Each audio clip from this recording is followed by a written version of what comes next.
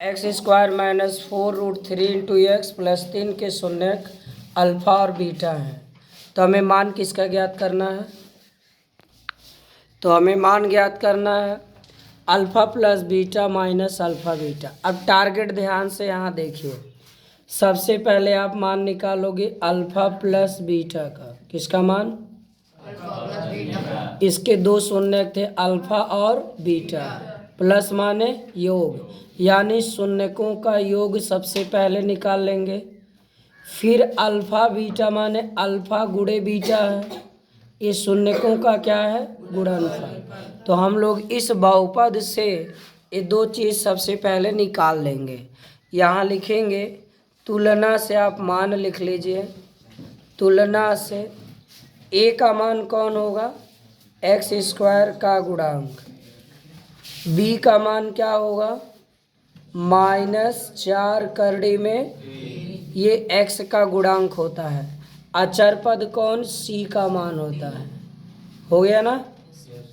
अब आप निकाल लो, चूँकि शून्यकों का योग, शून्यकों का योग, तो शून्यकों का योग -b/a। तो माइनस सूत्र का वैल्यू भी माइनस में है, तो -4 में 3 बटे में 1, तो माइनस माइनस, तो ये हो गया +4 में 3। यानी आपके शून्यक कौन थे? अल्फ़ा और, तो ये प्लस है, यानी हमें मिल गया अल्फ़ा प्लस बीटा का मान। क्लियर? अब आप निकालोगे अल्फ़ा बीटा, फिर वहाँ मान रख दोगे। पुनः शून्यकों का गुणनफल,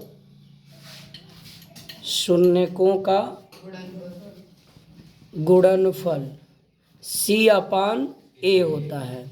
तो गुणनफल माने शून्यक कौन है? अल्फ़ा और, तो यही हो गया अल्फ़ा इंटू बीटा। C का मान कितना है? 3।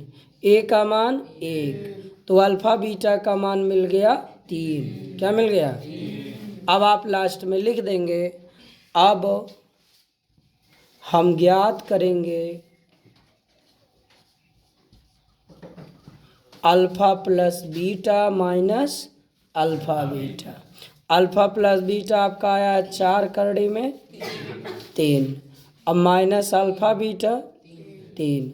हल आगे नहीं होगा, यही आपका आंसर हो जाएगा। इसे आप कंप्लीट कर लीजिए।